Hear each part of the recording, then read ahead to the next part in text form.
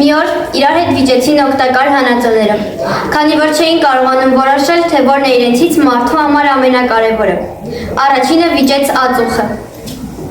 Ես եմ կարևոր, առանց ածխի մարդ կմրսեր ձմռանը։ Հետո վիճեց նավթը։ Նավթն է կարևոր բոլորից, մարդը գնահատում էին և շատ էլ օգտագործում, առանցից կգակնեին մեքենաներն ու գնացքները, չէին թրջի ինքնաթիռները։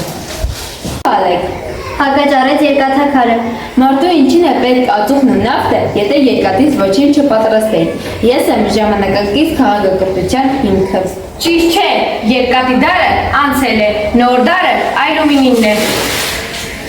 Հետո խոսեց ոսկին։ Քաղաքակրթության հիմքը դրամն է, իսկ դրամը դա ես եմ։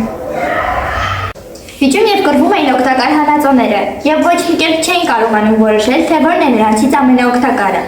Միայն քարաղի կտորը չէր մասնակցում վեճին, նա գիտեր, որ ամենակարևոր հանածոն քարաղն է։